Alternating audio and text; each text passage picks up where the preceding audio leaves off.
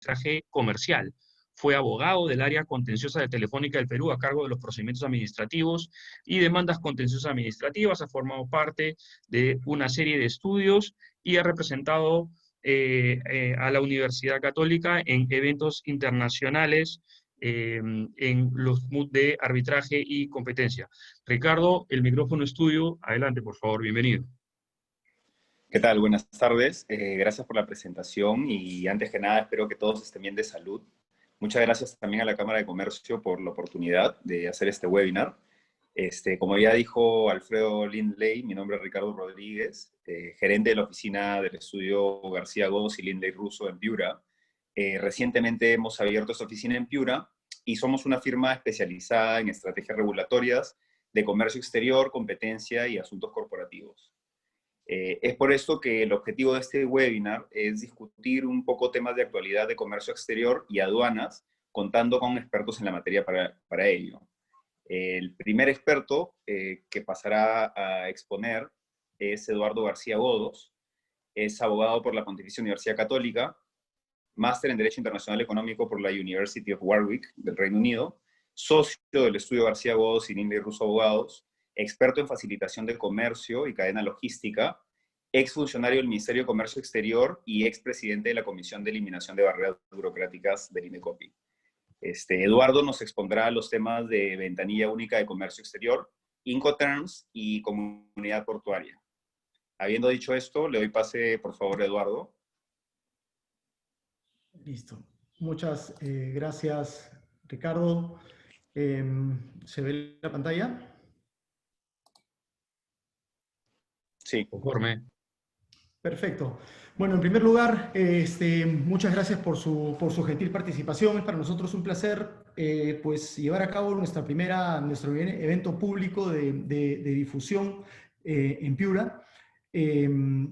También, bueno, me uno a las palabras de Ricardo respecto de que todos estemos bien de salud. Sabemos de que estamos pasando por una coyuntura complicada, pero bueno, es una pausa en el devenir de estos procesos de crecimiento.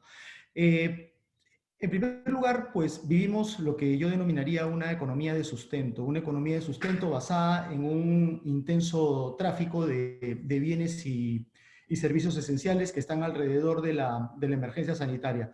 Bienes esenciales y servicios esenciales. La parte de los bienes principalmente está representada, pues, por un lado, aquellos que ayuden a diagnosticar o dar tratamiento de cara a aliviar el riesgo sanitario que vivimos, productos farmacéuticos, dispositivos médicos, productos sanitarios, y por otro lado los alimentos. Hoy por hoy, la población, aunque ya estamos, digamos, pasando a una etapa de una lenta reactivación, pero todavía estamos en una coyuntura en la que la gente principalmente debe asegurar alimentación y salud.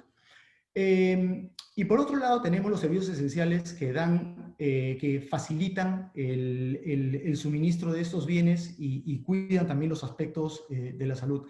Más adelante les voy a comentar cómo al final estos dos grupos finalmente se interconectan, porque esto es una cuestión sistémica. En todos los aspectos de los bienes esenciales y de los servicios esenciales han habido problemas a lo largo de estos meses. Y quizás lo que ha sido más difícil de identificar es que el suministro de estas mercancías y la regulación o los permisos sanitarios de cara al comercio de estas mercancías forma parte de un solo bloque, que es la cadena de suministro. Económicamente, bueno, yo creo que las noticias públicas han sido bastante realistas respecto del desempeño económico. No va a ser un buen año y el siguiente probablemente tampoco, a pesar de que puede haber un rebote económico en el 2021 producto de la caída.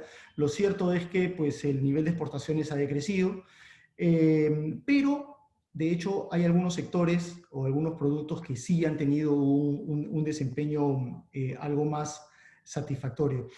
En el caso de Piura, pues nosotros lo que advertimos es que, por ejemplo, hay algo de crecimiento en la parte agropecuaria, y creo que es uno de los sectores en donde creo que la región tiene un enorme potencial, y por eso es importante tener una cadena de suministro limpia, procesos, procedimientos de comercio exterior que realmente pues limiten las asperezas de cara a que ese producto pueda salir a un precio competitivo, y que por otro lado el ingreso de aquellas mercancías que sean necesarias para la economía de sustento, pues puedan tener la llegada a los mercados sin mayor sobresalto, más allá de los problemas que hay en la disrupción de la cadena de suministro. Entonces, las últimas cifras, por lo menos en lo que respecta al desempeño de los sectores que caracterizan a la parte norte y la parte de Piura, pues con excepción de la parte agrícola y agropecuaria y algo de metalmecánica, pues no esperamos digamos, noticias muy alentadoras en los siguientes meses. Pero bueno, es nuevamente un tema coyuntural. Creo que es momento de revisar las distintas actuaciones del Estado, por ejemplo, de cara a digitalizar mejor los procesos, cooperar mucho más con el sector privado de cara a que podamos sobrellevar la crisis de la mejor manera. El comercio internacional, de hecho, que viene sufriendo muchos desafíos en esta coyuntura.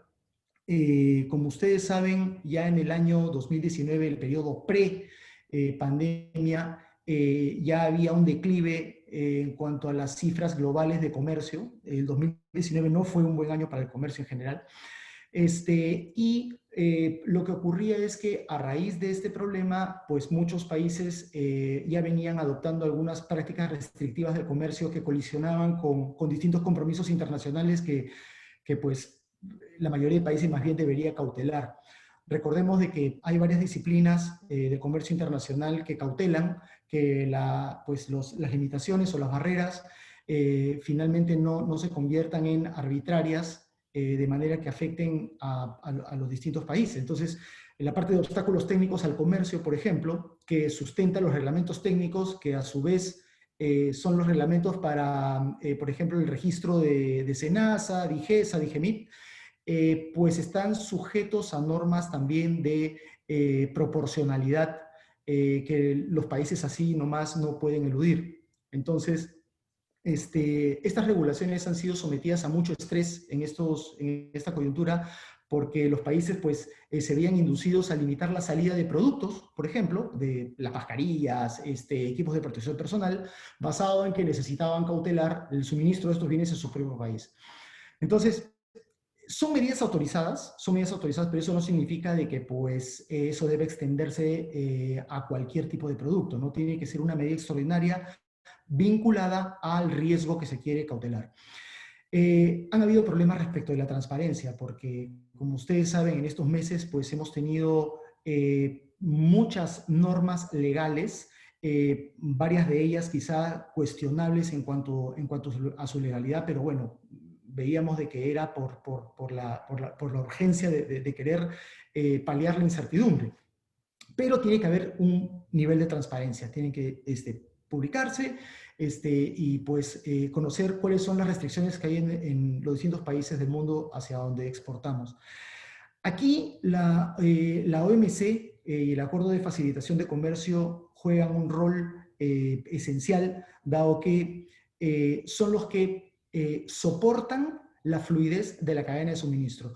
Es todavía un sistema que no termina de estar implementado, pero que nos ha ayudado a tener una visión integral de la importancia de que hayan menos barreras en los procedimientos de importación, en las regulaciones de las mercancías restringidas y hasta en la actuación de las autoridades que controlan el ingreso y la salida de naves. Hubieron problemas también que ya poco a poco se vienen superando respecto de la paralización de actividades por parte del Estado. Y esto, de hecho, que fue muy crítico porque había muchas entidades regulatorias que soportaban sobre sus hombros pues, la responsabilidad de asegurar el suministro de estos bienes, pero por otro lado no podían exponerse por razones de salud y por lo tanto intentaron trabajar de manera remota y no siempre este trabajo remoto de las entidades públicas fue eficiente, ¿no? Ahí hay que hacer, hay una alerta respecto de qué es lo que falta para que finalmente esta digitalización funcione. Y luego hubo también una fractura en la cadena de suministro relacionada al incumplimiento de los contratos. Hemos visto cómo había muchas empresas que no podían cumplir con sus órdenes de servicio porque de pronto muchos países habían impedido que salgan de exportaciones o que requieran permisos para que puedan exportar. Eso pues ha generado una serie de incumplimientos contractuales entre empresas, las cuales tienen que analizarse a la luz de los contratos y de las convenciones internacionales, respecto de si hubo o no un incumplimiento imputable a una de ellas y si eso entraña responsabilidad. Joseph Andrade va a hablar un poco de los contratos de compraventa internacional en un instante también. Bien, quería tocar rápidamente los Incoterms. Me gustaría además ofrecerles ampliar esta parte de los Incoterms con mayor detalle. Pero es importante porque coincidentemente el 1 de enero de este año entró la nueva versión de los Incoterms, los Incoterms 2020, que suponía la revisión de la versión del 2016. Y como ustedes saben, pues la implicancia de los Incoterms impacta en distintos aspectos de la cadena de suministro, en la parte logística, en la parte de los pagos, los controles en frontera y los seguros. Básicamente las dos grandes divisiones de los Incoterms están por el modo de transporte utilizado, es decir, aquellos que se pueden adecuar a distintas formas de transporte, y aquellas que solamente deberían aplicarse para el transporte marítimo. Entonces, por ejemplo, en la parte de transporte marítimo, pues el FAS, el FOB, CFR y CIF son modalidades que deberían utilizarse únicamente para transporte marítimo o fluvial, mientras que las otras modalidades ya pueden acoger otros modos de transporte o incluso multimodal.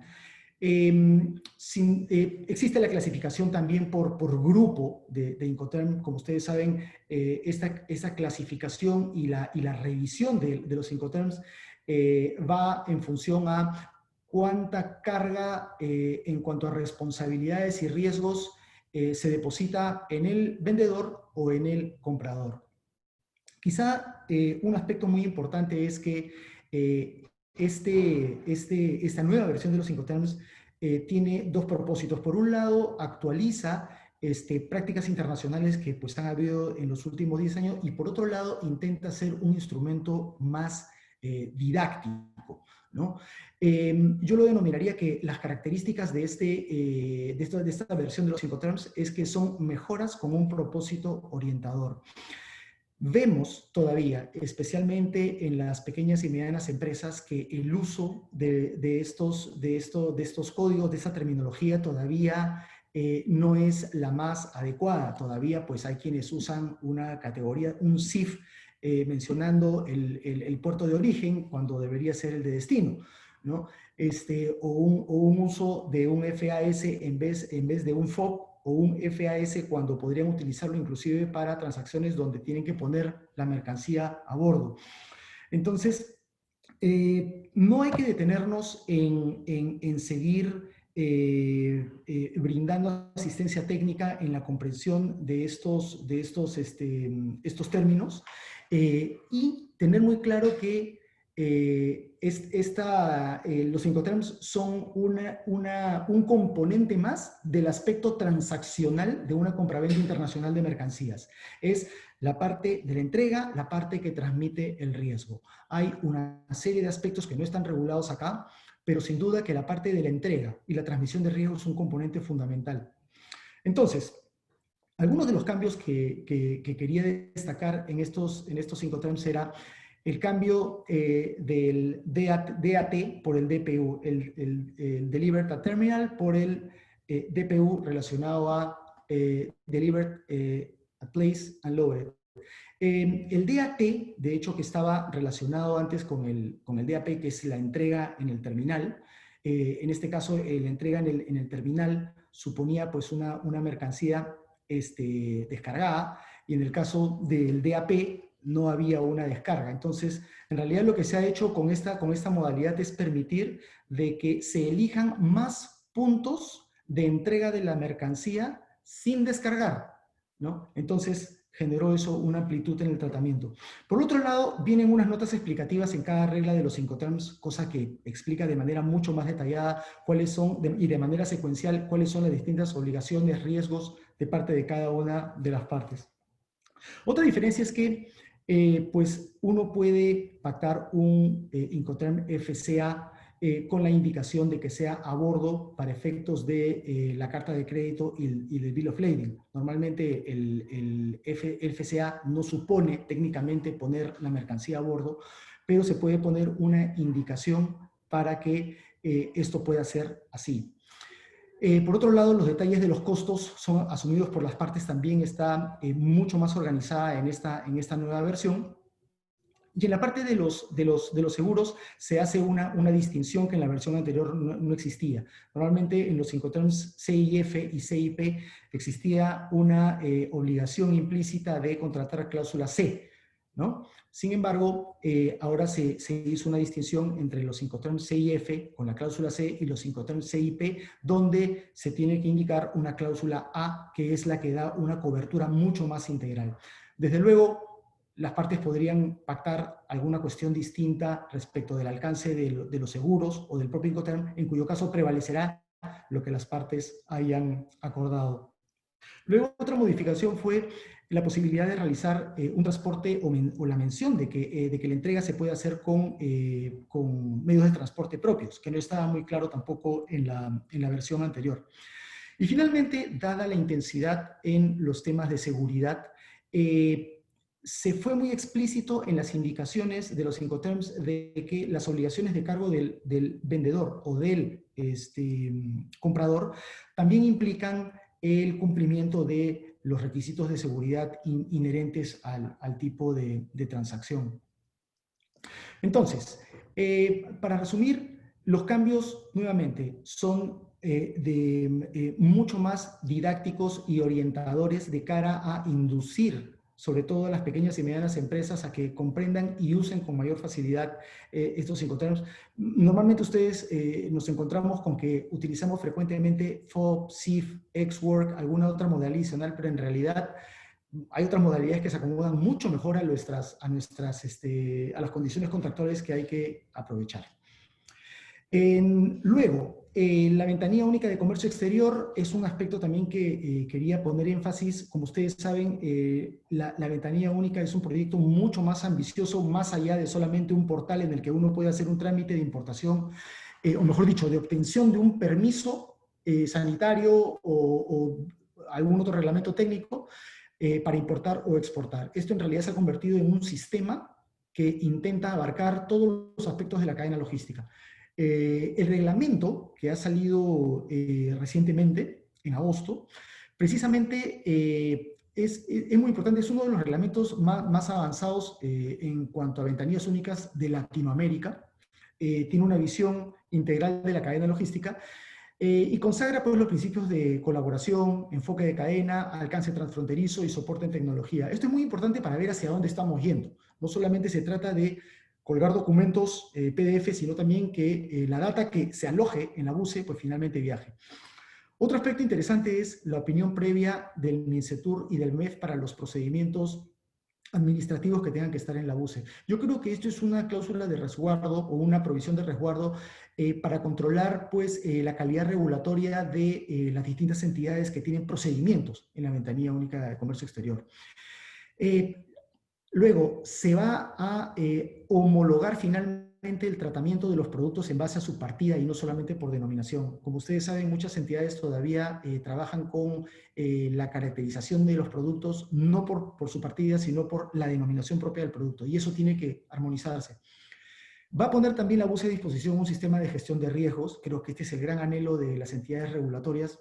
No solamente la aduanas debe hacer gestión de riesgos, sino también las demás entidades de cara a hacer un control mucho más inteligente y coordinado.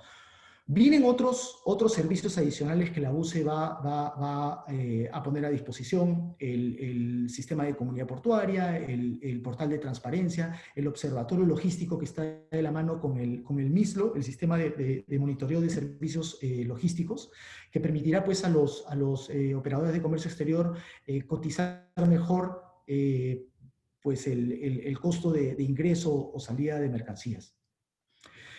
Otro aspecto también que quería llamar la atención y que atañe mucho a la parte de Piura es la comunidad logística portuaria. Este es un concepto que existe en realidad hace muchos años, pero recién se está implementando. Y en el Callao ya existe una comunidad portuaria y no es otra cosa que la comunidad de operadores logísticos más entidades públicas que actúan en ese ecosistema, que actúen coordinadamente. Existen muchos foros en los cuales pues, actúan el sector público o privado, pero esto no es orgánico. Entonces, lo que se intenta es que un ecosistema tan complejo como el que, digamos, participan tantos actores, agentes marítimos, naves, los embarcadores, la propia aduana, etcétera, puedan conocerse, generar espacios de cooperación de carga que de cara a que la carga sea mucho más fluida. A mí me parece que Paita puede ser un excelente caso de una comunidad logística portuaria. Está creciendo, tiene un puerto importante, tiene producción, almacenes, tiene una zona especial de desarrollo, el set Paita. Es decir, se dan todos los componentes para que realmente pueda haber una organización de cara a volver más eficientes los procesos en cada uno de los eslabones del supply chain. Les cito de que este concepto ya está contenido en la Ley de Sistema Portuario Nacional y en la Ley de Fortalecimiento de la UCE. Se denomina distinto, pero en realidad entraña la misma denominación. Es importante que sepan que este concepto de comunidad logística portuaria existe en Latinoamérica. Existe en Buenaventura, Cartagena, Manzanillo, San Antonio en Chile, Valparaíso en Chile. Y uno de los aspectos también más importantes es que sobre la comunidad logística portuaria, que es un modelo para solucionar problemas, va a descansar un sistema de comunidad portuaria. Es decir, la idea es que luego de que exista una organización de esta comunidad, finalmente pueda crearse un sistema en el cual, pues, se realicen pues el booking, la operación de importación, inclusive se puede acceder a la BUCE, es decir, que todos los distintos ecosistemas que conforman la cadena de suministro estén interconectadas alrededor del hub que constituye el puerto.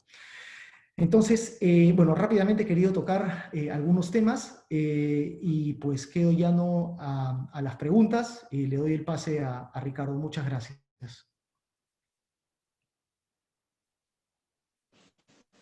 Muchas gracias, Eduardo. Les quería recordar a los participantes, por favor, de que cualquier pregunta que tengan la puedan escribir para el final de las exposiciones poder hacer una ronda de preguntas y profundizar en los temas que hayan sido de su interés. Habiendo dicho esto, le doy el pase a Josep Andrade, que es abogado por la Universidad Católica, con una maestría en negocios internacionales por la Universidad Pompeu Fabra de Barcelona. Es experto en comercio exterior y aduanas, con más de 20 años de especialización en comercio exterior, aduanas y tributación indirecta. Es además especialista en temas de comercio exterior y agente de aduana certificado por la Administración Aduanera, exdirector de Pricewaterhouse, líder del área de comercio exterior y aduanas, y también ha sido gerente del área de Global Trade de EY. Con esto le doy pase, por favor, a Josep. Gracias, Ricardo. Un segundito que voy a presentar ¿Ven mi pantalla? Sí, Josep. Perfecto. Ok, yo creo que, bueno, antes que nada, agradecer a la Cámara de Comercio por su invitación y a ustedes por la atención. Esperemos que estén bien de salud y que se mantengan de esa manera. Ya Eduardo habló un poco sobre el contexto del comercio internacional y algunas de las cosas que se deben tener en cuenta para poder desarrollar una operación de comercio exterior saludable y que permita obtener los retornos esperados por las empresas que se dedican a este sector. De hecho, comentó cuál era el desarrollo en el 2019 del comercio exterior a nivel global. De hecho, el comercio exterior de bienes cayó 0.1% en el 2019, según cifras de la OMC. Y básicamente a causa de la pelea y del proteccionismo aplicado por las políticas económicas de Estados Unidos y esta pelea que tuvo con China, ¿no? El año 2020 es un año un tanto más complicado, ¿no? Porque tenemos la pandemia y las proyecciones, ya las comentó Eduardo, no son favorables, por lo menos para el 2020, ¿no? Según la OMC, el comercio mundial va a caer entre 13 y 32%, lo cual nos hace pensar a una crisis similar a la que ocurrió en el año 2008-2009, ¿no? Entonces, en ese contexto en el que nos estamos desarrollando ahora, yo creo que hay dos temas esenciales que no podemos perder de vista cuando hablamos de operaciones de comercio exterior. Lo primero es el tema de inseguridad en las operaciones de comercio exterior. Todo este contexto de COVID nos ha puesto sobre la mesa una vez más el miedo o el temor a que la mercancía no llegue a su destino o que no podamos recibirla para utilizarla. Ya lo comentó Eduardo, justamente el tema de no poder desaduanar ha hecho que muchos contratos no se hayan podido cumplir, que pagos no se hayan podido efectuar, dentro de muchos otros temas. Entonces, es algo que no podemos perder de vista y es algo que nos va a seguir acompañando a lo largo del 2021. Quien aprenda más rápido esta lección va a poder beneficiarse de la recuperación que se estima en el 2021, ¿no? Entonces, es algo que tenemos que abordar y que toda empresa que se dedica al tema del comercio exterior debe tener en cuenta. Y no solamente eso, sino que la realidad de los mercados en este momento es que todos los PBIs van a ser afectados por el COVID. ¿Y qué significa eso? Que los clientes ya no van a poder o no van a tener disponible para poder soportar todos los costos que les queremos trasladar. Entonces, otro de los temas que creo que son centrales en comercio exterior en este momento es revisar la eficiencia de nuestras operaciones de comercio exterior. ¿Y cómo lo podemos hacer? Bueno, vamos a conversar de algunas cosas ahora que nos podrían ayudar a dotar de mayor eficiencia nuestras operaciones de comercio exterior, ya sea incrementando ingresos o reduciendo costos. Pero comencemos por el principio, la parte de la inseguridad. Eduardo ya habló de los Incoterms, los términos comerciales internacionales. Son una herramienta esencial en toda operación de comercio exterior. Hasta el día de hoy, llegan a la consulta algunas operaciones de comercio exterior en las que nunca se pactó un Incoterm. Entonces, definir la responsabilidad en ese contexto es muy difícil. Y aun cuando sepamos los Incoterms, manejemos los Incoterms, sea versión 2010, 2020, que ya comentó Eduardo un poco los cambios, tenemos que tener muy claro que los Incoterms nos ayudan y son buenos, pero no son un contrato de compra-venta completo, ¿no? Entonces, ya lo dijo Eduardo, los Incoterms básicamente asignan responsabilidades respecto de la entrega, la transferencia de riesgos y los costos asociados a una operación de comercio exterior. Pero ¿qué pasa con todos los supuestos de incumplimiento de las obligaciones? ¿Qué pasa con la identificación de las partes? Bueno, en este momento creemos que es completamente necesario revisar los contratos de compra-venta internacional que tengamos suscritos o la forma de contratación que tenemos. Porque puede ser, y es completamente válido, que uno opere a través de órdenes de compra o a través de acuerdos, a través de correos. El correo y una orden de compra en la que se encuentran manifestada la voluntad de las partes es válidamente un contrato.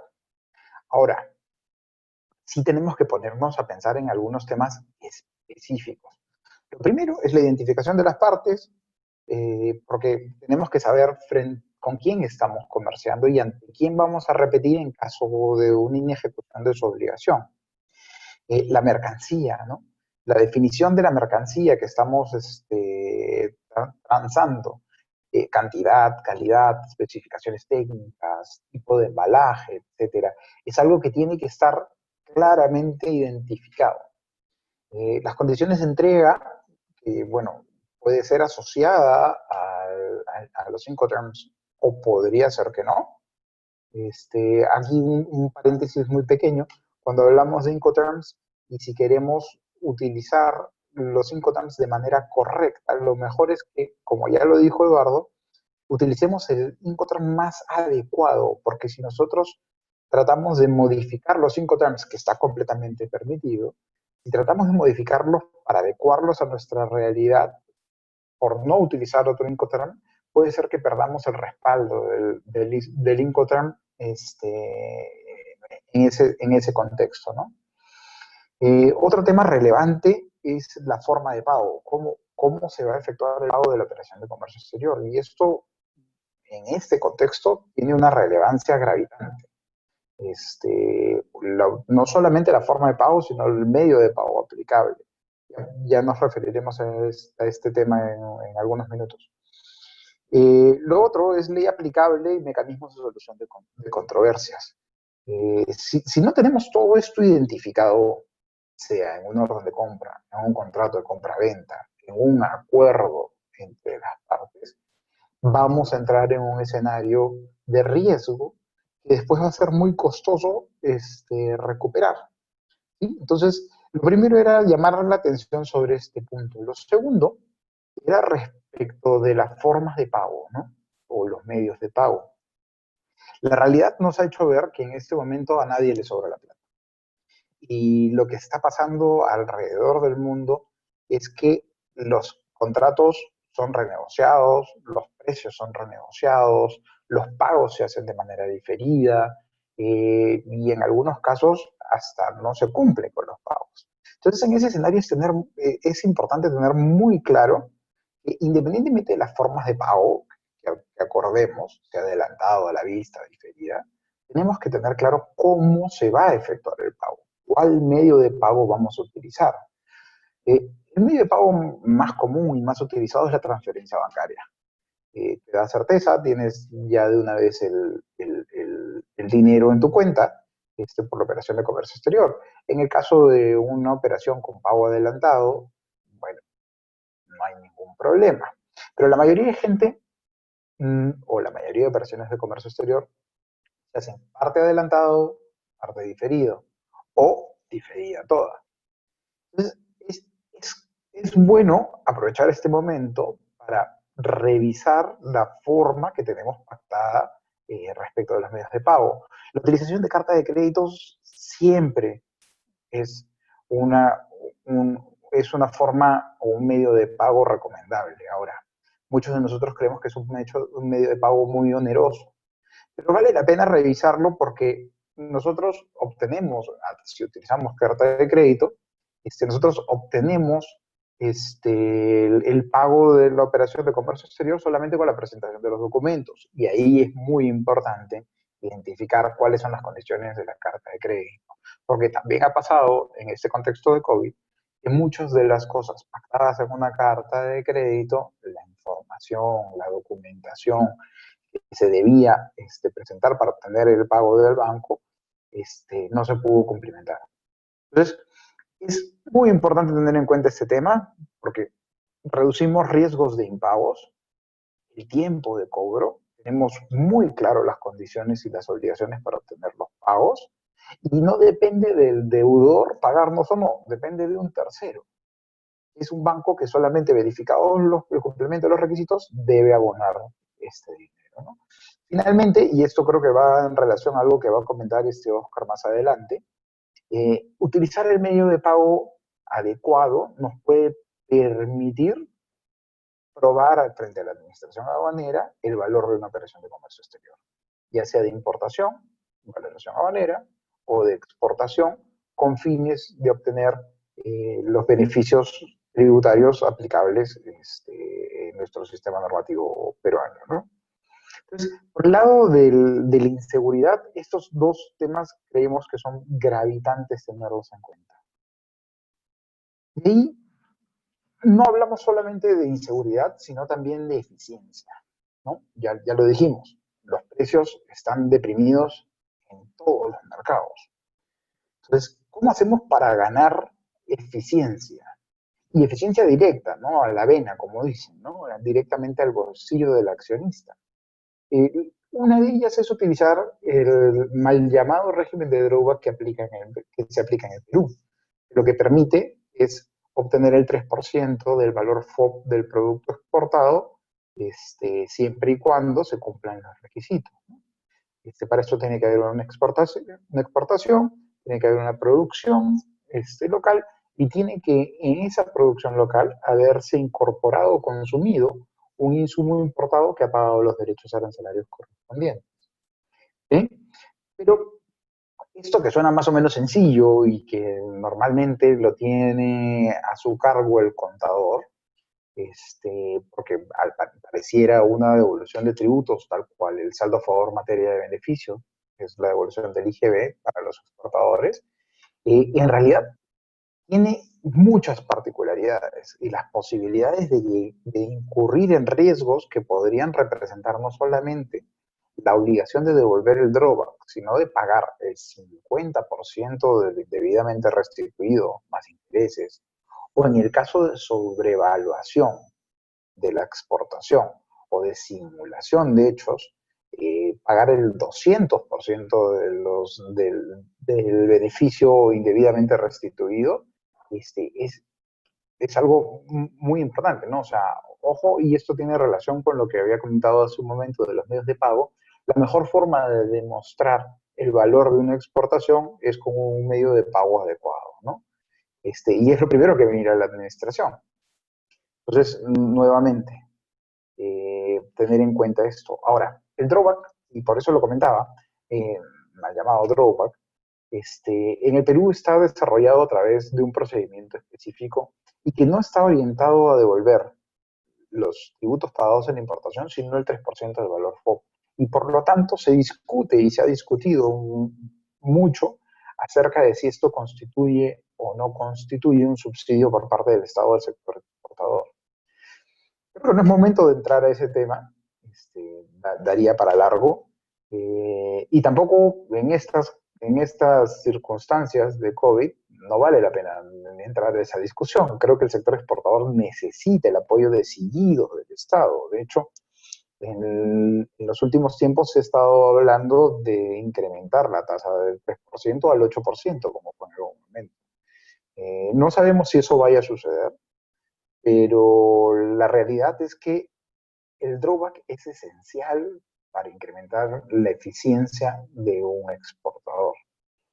Pero como quiera que esto se trata o es interpretado por la administración como un subsidio, la verdad es que hay muchos criterios muy, ¿cómo decirlo?, muy agresivos de la administración respecto al cumplimiento de los requisitos, ¿no? Y tenemos tres tipos de requisitos: requisitos respecto del exportador, respecto de los insumos importados y respecto del producto a ser exportado.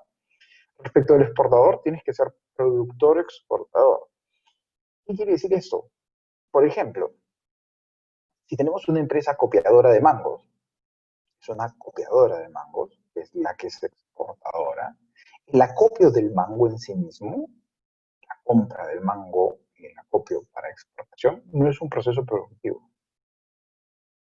Entonces, si nosotros nos estamos acogiendo al drawback siendo meramente acopiadores, estamos incurriendo en un riesgo. ¿Que se puede salvar? Sí. El productor no necesariamente, o el exportador no necesariamente tiene que ser el productor directo. Puede encargar la producción a un tercero. En el caso que se encargue la producción a un tercero, hay que cumplir con una serie de requisitos.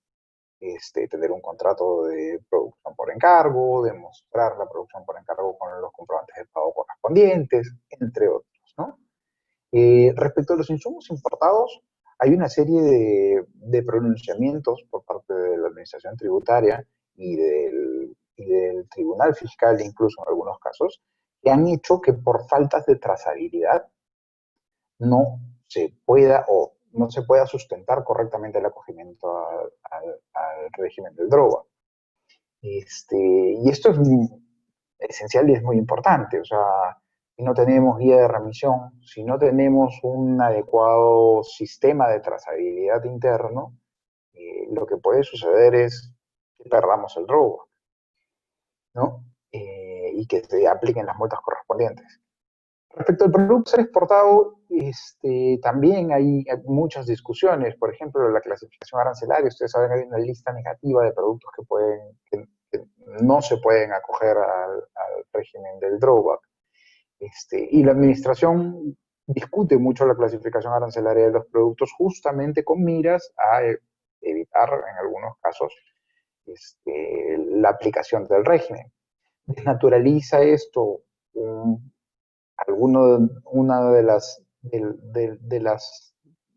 de los sistemas o las normas jurídicas relacionadas a la clasificación arancelaria. Sí, puede ser. De hecho, la clasificación arancelaria de muchos productos, que es una actividad meramente legal, exacta, la administración aduanera en algún momento la ha utilizado básicamente para denegar el régimen del drawback, ¿no? ¿Qué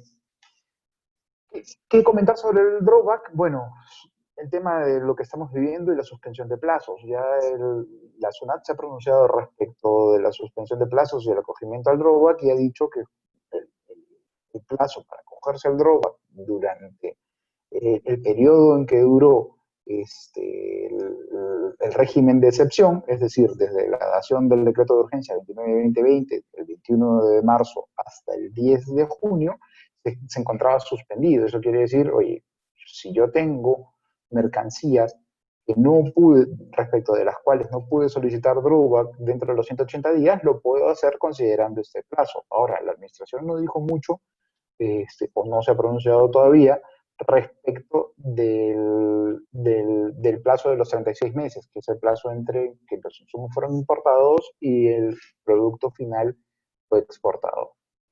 También en la misma línea de la eficiencia, pero ya en un contexto de reducción de costos, vale la pena revisar el operador económico autorizado. El operador económico autorizado es un operador confiable frente a la administración aduanera, que cumple los criterios y requisitos expuestos en la Ley General de Aduanas y que permite generar un entorno de confianza con la administración.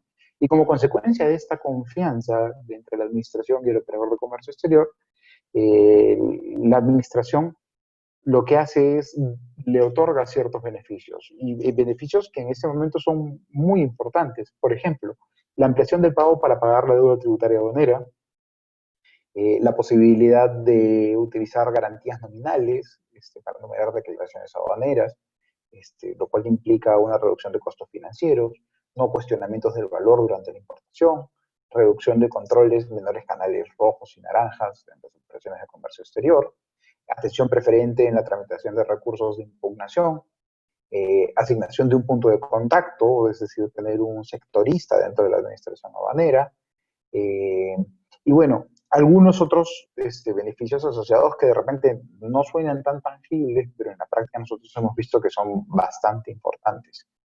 Y ahora, si vieron o han revisado el peruano el día de hoy, el día de hoy fue publicado el Decreto Supremo 267 de 2020, que justamente lo que hace es ampliar los beneficios e incorporar a otras entidades gubernamentales dentro del ámbito de los beneficios del operador económico autorizado, como son, por ejemplo, el Ministerio de Salud, DIGEMIT, SANIPRES, SENASA, SUCAMEC, y que a lo que va justamente a hacer procesos más eficientes, tanto para la obtención de permisos como para la verificación de las mercancías, ya sea en el trámite de salida o de entrada de mercancías al territorio nacional.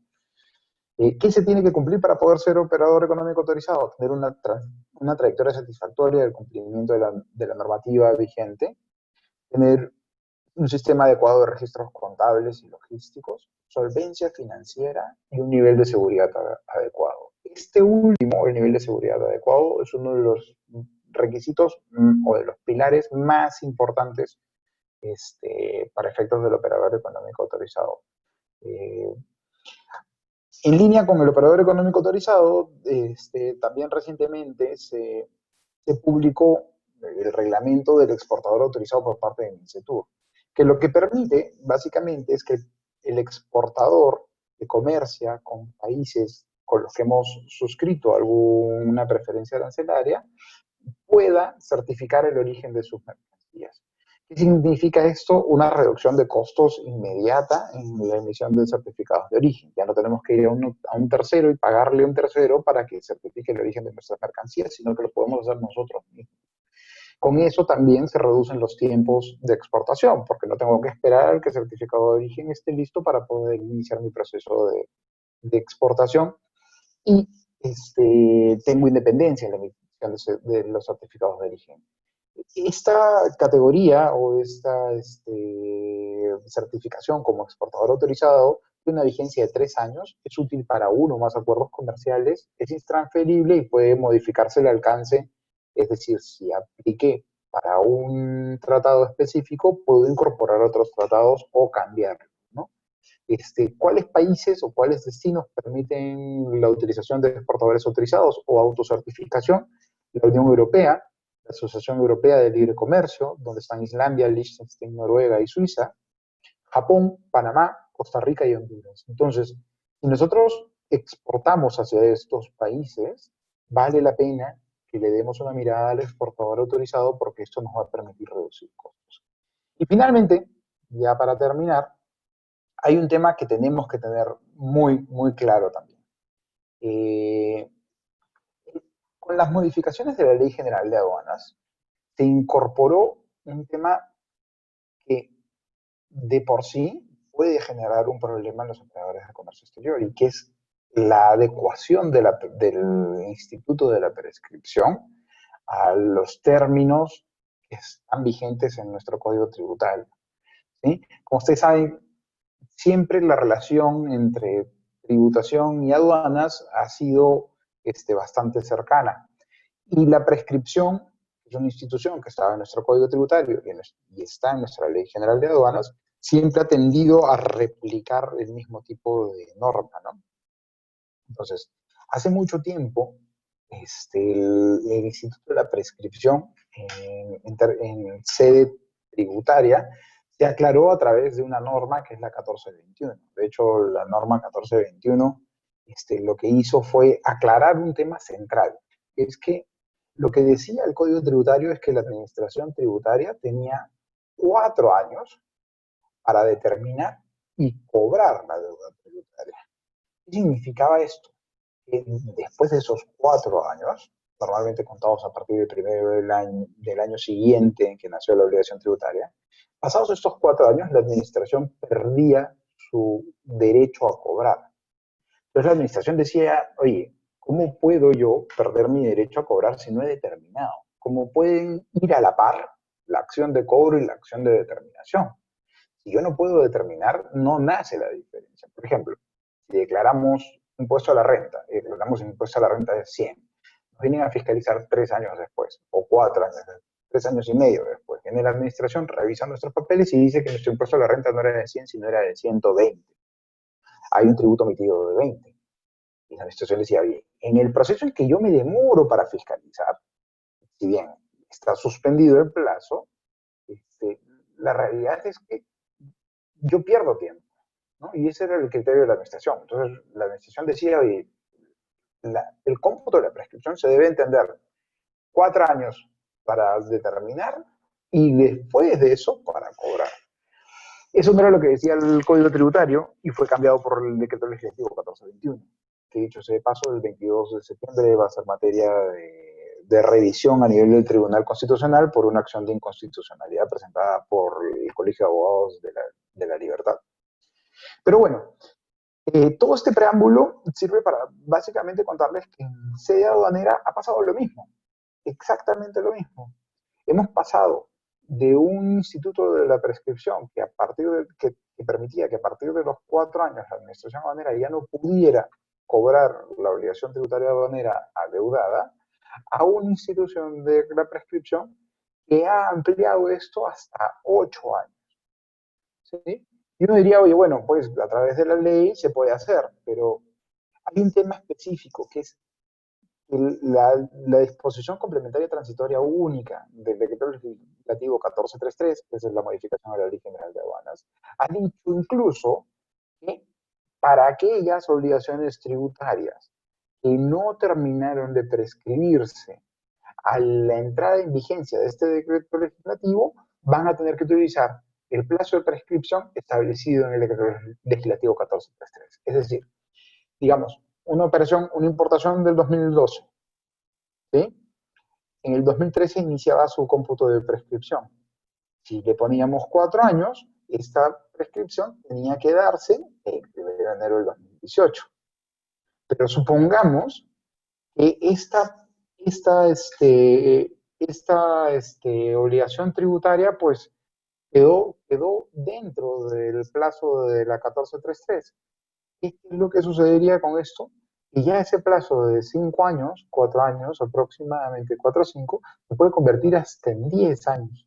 Porque si computamos el plazo de manera consecutiva, podría ser que el administrado se quede obligado a pagar estas obligaciones tributarias. Bueno, no quiero demorarme más, ya le toca a Oscar, les agradezco nuevamente su tiempo. Solamente una última recomendación, teniendo en cuenta este environment en el que estamos, vale la pena efectuar revisiones preventivas a sus operaciones de comercio exterior para evitar incurrir en costos adicionales que permitan o que impacten financieramente a las compañías, ¿no? Con esto les doy las gracias por su atención y doy pase a Ricardo, que los va a dejar con Oscar. Gracias. Sí. Muchas gracias, Joseph. Habiendo dicho esto, le doy pase a Oscar Vázquez, quien va a finalizar la presentación del día de hoy. Oscar Vázquez es abogado por la Universidad Católica también, magíster en International Customs Law and Administration por la University of Canberra. Es experto en comercio exterior con 21 años de especialización en comercio exterior, aduanas y tributación indirecta. Y además es director del gremio de comercio exterior de la Cámara de Comercio de Lima y secretario de la Asociación de Importadores del Perú. Habiendo dicho esto, le doy pase a Oscar para que empiece su presentación.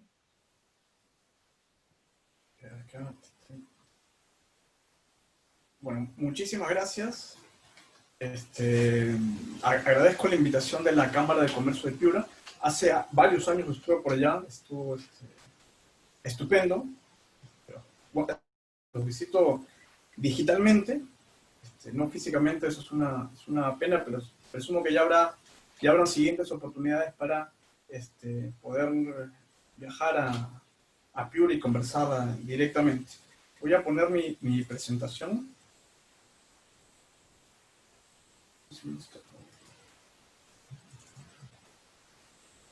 ¿Está?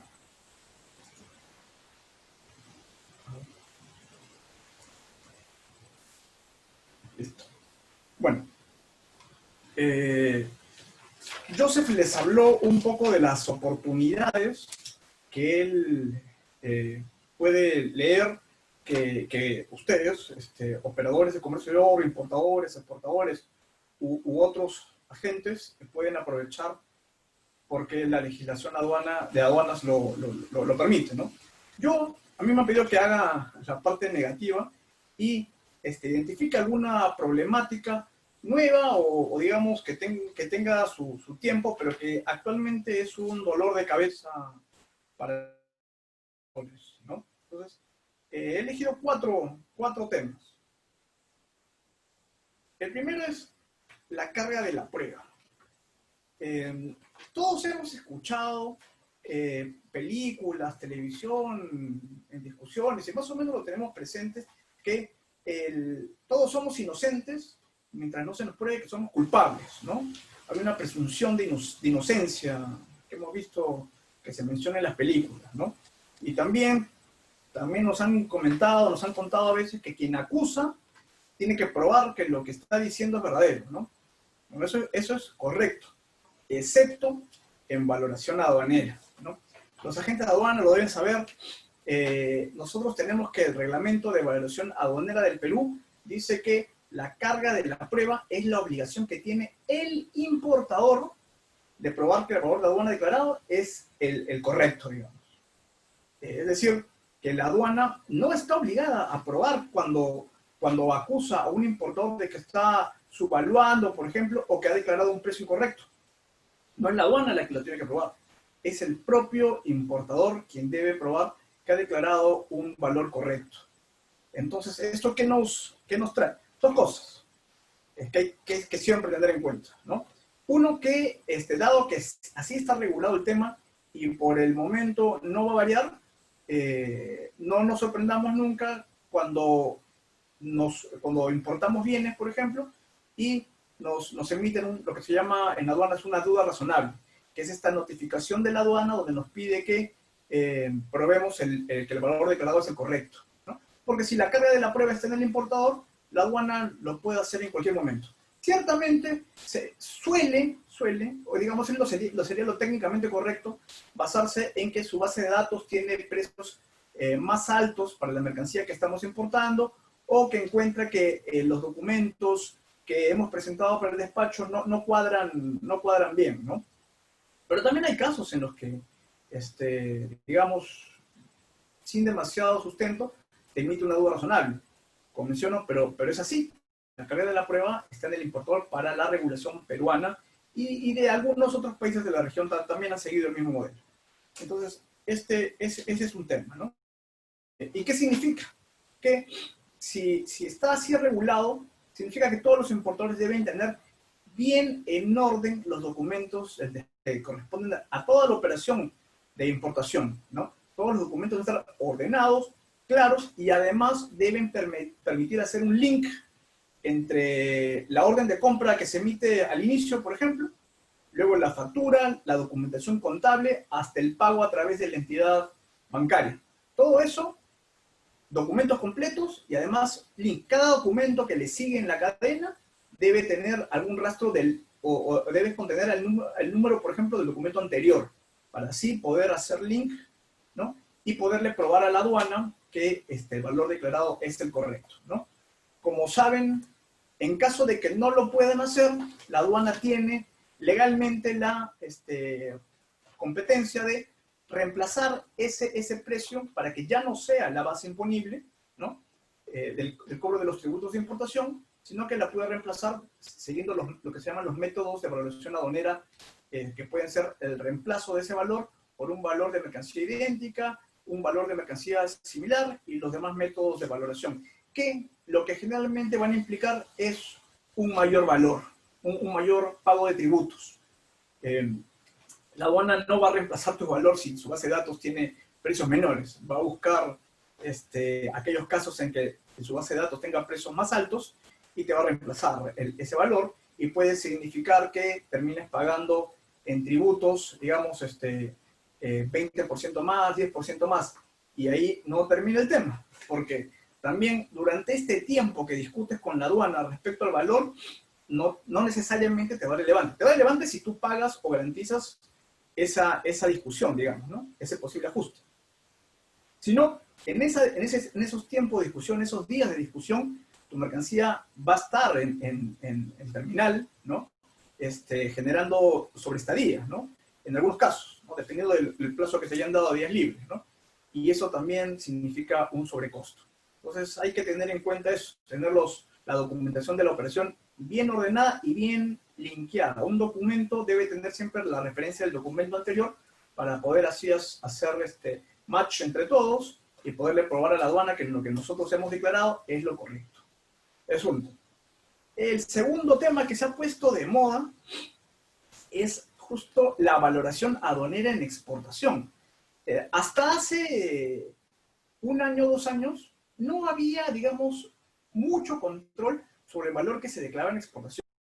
Empezó a la aduana a meterse con el tema hace unos 5 años, porque en efecto a partir de ese valor se piden beneficios como el drawback que comentó Joseph, también es tu límite para el saldo a favor mensual, tu devolución del IGB, ¿no? Entonces, sí tenía que controlar un poco que ese valor fuera el correcto. Eso se entiende totalmente, ¿no? Pero no tanto. ¿Qué ha sucedido?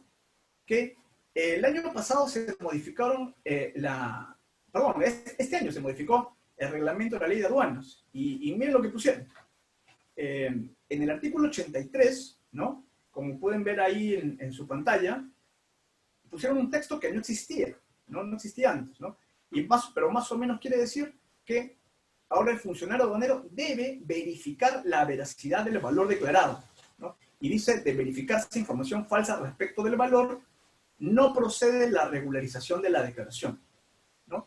Esto antes no estaba, y yo debo decir que yo, por lo menos es lo que observo en mi trabajo, que a partir de que se modificó este artículo, cada vez veo más problemas, más control en las exportaciones respecto al valor, ¿no?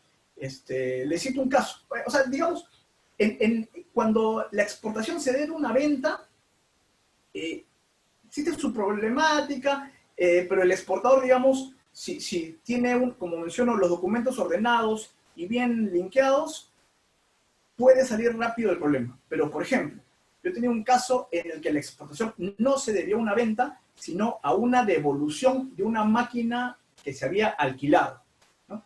El exportador la quiso volver, ¿no? Exportándola definitivamente, y ahí pensó, ¿qué valor le declaro ante aduanas, ¿no? Lo primero que se le ocurrió es, los valores que conocía eran los valores de importación que había declarado los 3 o 4 años antes, cuando había hecho el despacho de importación, ¿no? Declaró los mismos valores, ¿no? Y a la aduana le pareció así mucho, le pareció mucho. Le dijo, no puede valer lo mismo que hace 3 años. Cámbiamelos, ¿no? Nosotros, bueno, ahí me contactaron, cambiamos los valores, le aplicamos un 10% de depreciación anual, ¿no? Y declaramos nuevos valores. Pero era, digamos, fue una salida que le encontramos en ese momento. Porque, ¿qué es lo que quiero apuntar? ¿Cuál es el problema acá? Que no hay regulación de valoración aduanera en exportación. Las reglas que mencioné hace un ratito son de importación. Y para exportación no se sabe si se tienen que aplicar esas mismas reglas u otras. Simplemente hay un vacío, ¿no? Entonces, como en el caso que les mencionaba, la aduana nos dice, ya, susténtame. Y pues no hay un sustento, ¿no? Finalmente se tuvo que pedir, también se pidió información al fabricante para que nos diga cuánto podían costar esos equipos. Actualmente nos la dio, todavía no le convence, tenemos estas declaraciones aduaneras abiertas todavía, no están regularizadas porque pues todavía el funcionario aduanero, el especialista no se convence y siguen sin regularizar. ¿Cuál es la consecuencia en la práctica? El artículo 84 lo menciona, ¿no? Ya no pueden acogerse a beneficios tributarios o aduaneros sin las declaraciones aduaneras regularizadas. Eso ya, digamos, ya existía como criterio, pero ahora está clarísimo, ¿no? ¿Qué te puede afectar? Te puede afectar tu drawback, por ejemplo, ¿no? Si es que tienes este tipo de discusiones que se alargan en el tiempo, con la aduana sabes que el plazo para pedir drawback es de 180 días hábiles, que es aprox entre 8 o 9 meses, ¿no? Que suena bastante tiempo, pero una discusión con la aduana también puede tomar bastante tiempo. Y también te afecta tu límite de saldo a favor del IGB mensual, ¿no? Porque sabes que el monto que exporten es tu límite, ¿no?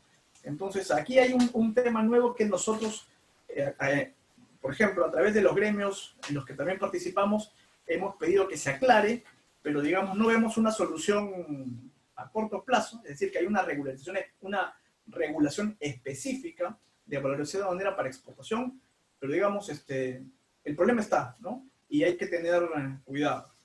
Un tercer tema es que han modificado la tabla de infracciones y sanciones de aduanas, ¿no? Ya ustedes lo deben saber. Digamos, de fondo no han cambiado mucho, las infracciones siguen siendo las mismas. nada más que ahí tiene otro orden. Antes, como saben, estaban divididas por operador, ¿no? Teníamos para despachadores, para importadores, etcétera, ¿no?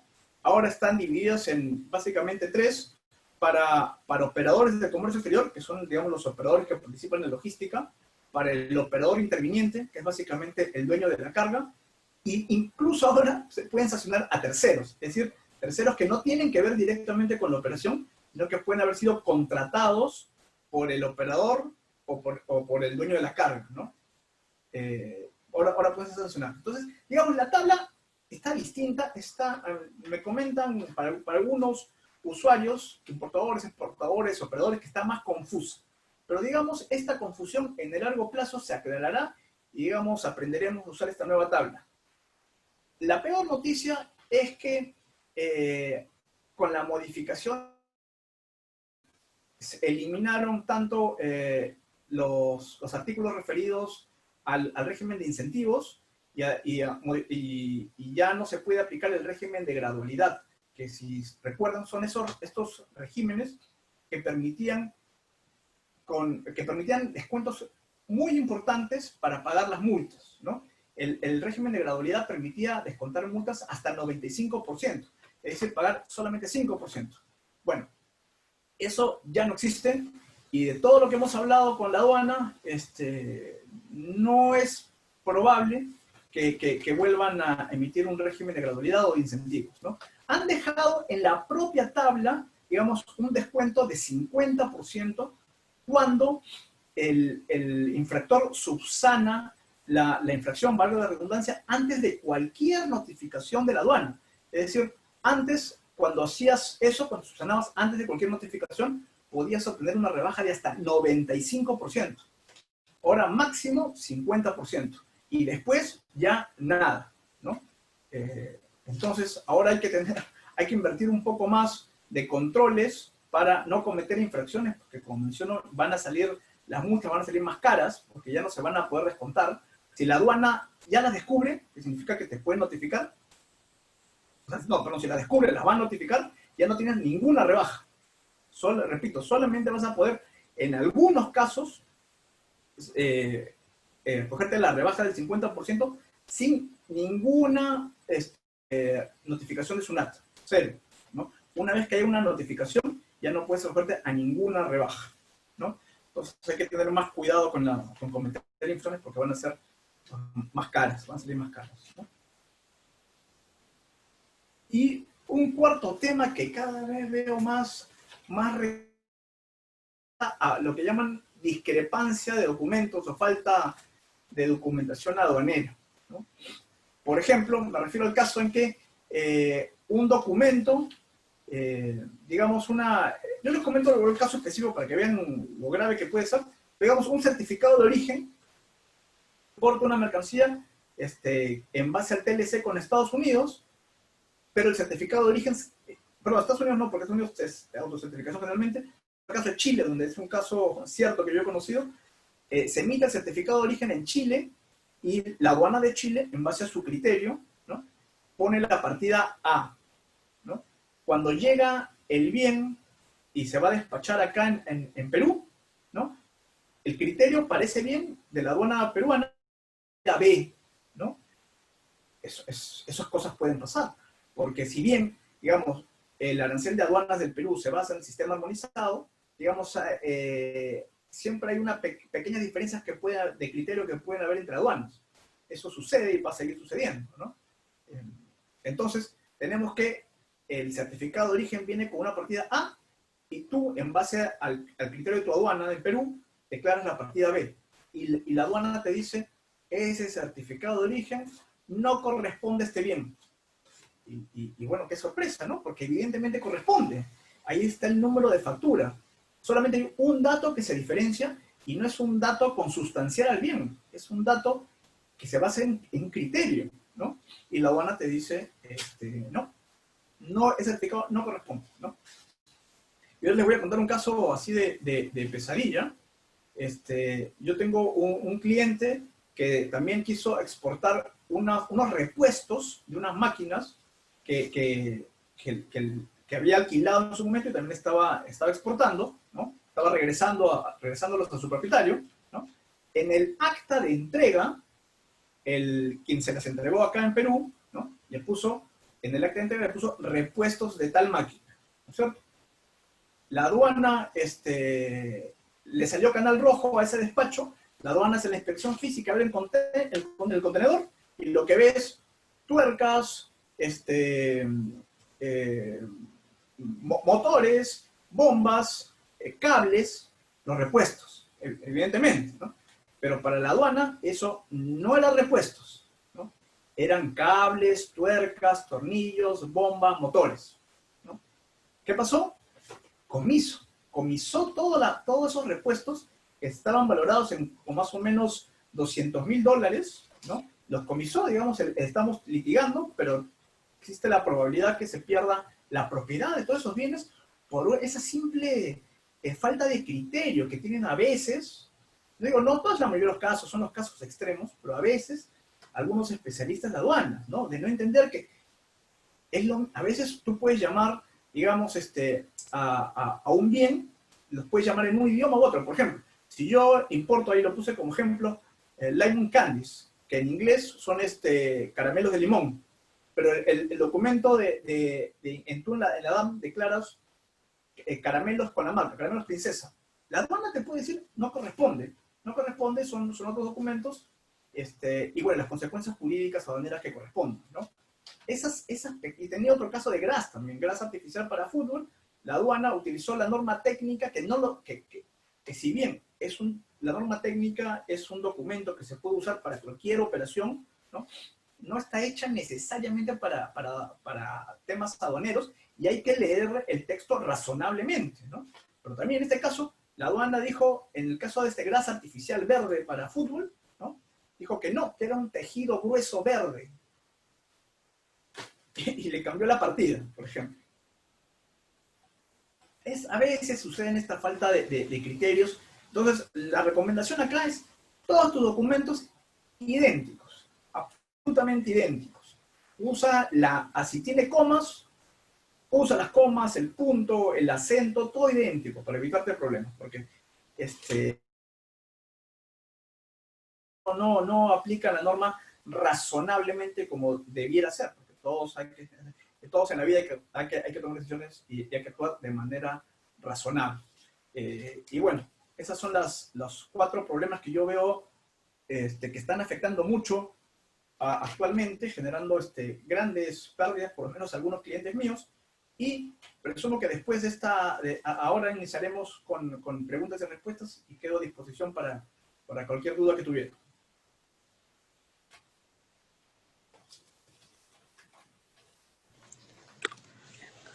Oscar, muchas gracias por tu presentación. Ahora, habiendo finalizado las 3 presentaciones, vamos a pasar a una breve ronda de preguntas para precisar algunos puntos que han quedado por ahí sueltos. En primer lugar, Oscar, quisiera preguntarte a ti que nos expliques qué es el MISLO y si es obligatorio fijar los precios en este mecanismo. Sí. A ver, Eduardo lo mencionó, ¿no? Digamos, tangencialmente, pero es un tema de preocupación actual para los agentes de aduana, ¿no? El MISLO es una plataforma donde se van a declarar todos los operadores del comercio exterior sus precios.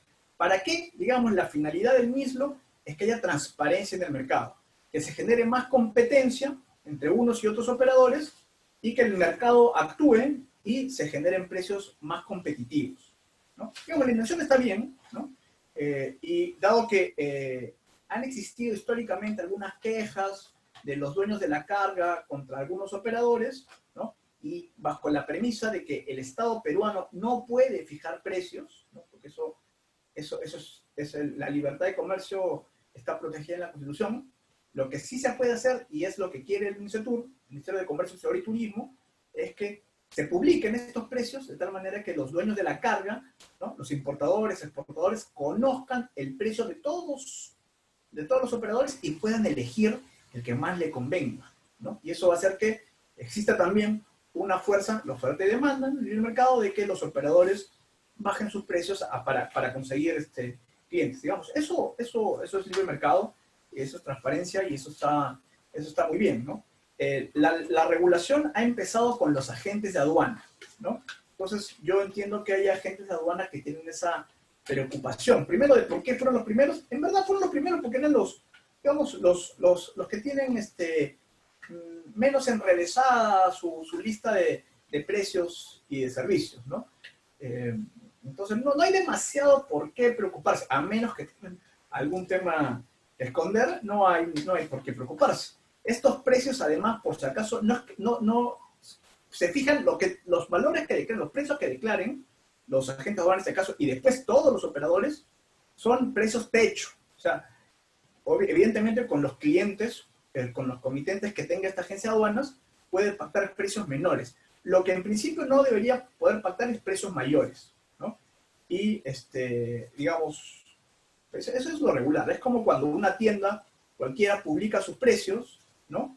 Es para proteger los derechos, en el caso de las tiendas de los consumidores, en el caso de los usuarios, de los operadores, los dueños de carga, ¿no? Proteger un poco ese derecho a que se respete lo que en derecho llamamos la oferta, ¿no? de un servicio, ¿no? Se protege ese precio, ¿no? No que lo puedan cambiar arbitrariamente, ¿no? Pero como menciono, los agentes de aduanas, de las operaciones que yo conozco, y tengo varios clientes agentes, no van a tener ningún problema en declarar sus servicios y declarar su precio. Y como digo, el precio que fijen ya no lo podrían eventualmente subir, a menos que hayan colocado condiciones específicas para poder subirlo, ¿no? Pero sí, evidentemente pueden cobrar menos que lo que han declarado en el mismo, eso sí. Ahorita estamos en marcha blanca, ¿no? Que era una marcha blanca de 6 meses a partir de la fecha de publicación del reglamento, que creo que ya fue hace un mes, entonces quedan 5 meses, pero a partir de 5 meses empieza, digamos, la posibilidad de aplicar multas, y hay multas bien altas, ¿no? Si mal no recuerdo, van de 2 UIT a 10, y ahorita la UIT está por 4.300, 4.350, si es que no más. Entonces, hay que tener un poquito de cuidado con eso. Pero, digamos, es para mejorar el sistema en principio. Si hubieran algún tipo de problemas, nosotros gustosos de recoger la problemática y llevarla al MINCETUR, con el que trabajamos, ¿no? Para poder absorber problemas, mejorar el sistema, etc.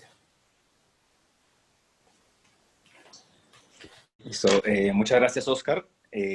Ahora pasaré a una pregunta para Joseph, que está relacionada a la promulgación del Decreto Supremo 267-2020, publicado el día de hoy, y sobre las implicancias que tendría, ¿no? en cuanto a los agentes de aduanas.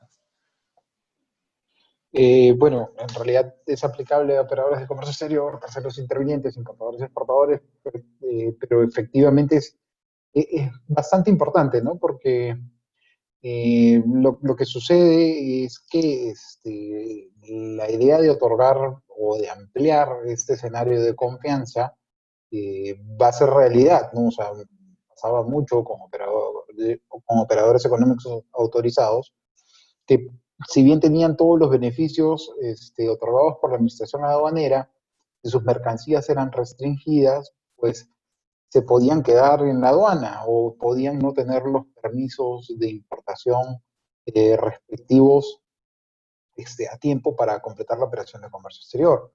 La interrelación entre la aduana y los demás entes gubernamentales sabemos que es complicada, pero ya uniformando o tratando de alguna manera de universalizar los beneficios del operador económico autorizado, esto va a darle mucho más relevancia a la certificación OEA. Ahora, el decreto supremo publicado el día de hoy solamente ha incorporado a las entidades gubernamentales que van a participar de estos beneficios. Los beneficios en sí todavía no están publicados y esperemos que se hagan en algún tiempo. Una cosa que sí me llama la atención es que dentro de las entidades que están otorgando beneficios al operador económico autorizado no está el MTC, ¿no? Y el MTC tiene mucho que ver con importación de aparatos de telecomunicación, etcétera, ¿no? Y que uno diría, oye, en un contexto de COVID, donde la mayoría de personas están haciendo trabajo remoto, estudios remotos y necesitamos la telecomunicación, ¿por qué el Ministerio de Transportes y Comunicaciones no participó de esto? Pero bueno, me imagino que de alguna manera esto se resolverá y bueno, en el futuro estaremos atentos para ver cuáles son los beneficios adicionales y que le van a dar mucho más relevancia a lo demás, ¿no? Pero, Listo. Muchas gracias, Joseph. Entonces, finalmente vamos a pasar a la pregunta para Eduardo García Godos, y que está relacionada a a la digitalización de los procesos en la BUCE y cómo esto puede beneficiar a la cadena logística. Gracias, Ricardo. Gracias por la pregunta. Bueno, estamos en un momento de cambio, no solo por la coyuntura, sino porque pues ya desde hace algún tiempo se viene hablando de el impacto de las nuevas tecnologías en el comercio. Así como las políticas de transformación digital que ya están en marcha en el Perú y en otros países, pues está llevando a que se vea de manera distinta la forma de hacer negocios y la forma de controlar pues el ingreso y salida de mercancías. Pero debe pasarse de la teoría a la práctica. Creo que durante mucho tiempo todavía estamos viendo cómo existen procesos de implementación, pero los avances todavía pues no llegan a sentirse del todo. Creo que hay muchas herramientas que están subutilizadas, digamos, podrían ser grandes aliados para ser más competitivos, ¿no? Ahora que, digamos, la competencia mundial va a ser feroz, porque va a haber una disputa de capitales en los siguientes años. O sea, todos los países van a querer atraer el capital que están saliendo de China, los capitales de los países que se encuentran con economías que están colapsadas, y por lo tanto uno tiene que mostrar que realmente es sencillo y fácil operar, crear una industria, crear servicios logísticos, y creo que la digitalización puede traer todos esos beneficios, pero tiene que ser real y pausado. Creo que la ventanilla única es un gran logro, pero tiene que estar mejor conectada con aduanas. No se trata solamente de intercambiar documentos, sino de intercambiar datos, que realmente hay una interoperabilidad plena, y más importante aún, que esa digitalización o las nuevas herramientas tecnológicas pues te permita también transferir información al exterior. O sea, Perú ha tenido experiencias importantes en materia de interoperabilidad entre países, tipo lo que ha sucedido con la Alianza del Pacífico y el certificado fitosanitario, pero eso desafortunadamente no escaló a otros niveles. Luego tenemos también otra plataforma de conexión transfronteriza que puede ser el reconocimiento mutuo del operador económico autorizado. Se supone que tenemos acuerdos de reconocimiento mutuo, pero habría que ver si están funcionando y si estamos utilizando los canales de información para que eso realmente funcione, ¿no? Entonces, sin duda que genera un impacto, pero tiene que ser un impacto real y ojalá que el proyecto de BUCE 2.0 traiga eso. Aduanas está haciendo buenos avances, pero creo que solo la aduana pues no es suficiente para traer una mejor integral que es en la cadena logística a través de la reducción de costos y tiempos. Gracias, Ricardo. Muchas gracias, Eduardo. Con esto finalizaríamos ya la presentación. Y por último, agradecerles a todos los participantes. De hecho, el evento y toda la presentación que hemos hecho va a estar colgada a través de la página de la Cámara de Comercio de Piura. Y ahí mismo encontrarán los links de contacto para cualquier consulta o duda que tengan a bien hacerle a cualquiera de los expositores. Y finalmente agradecerles nuevamente por el tiempo y quedamos a su disposición para lo que necesiten. Muchas gracias con todos.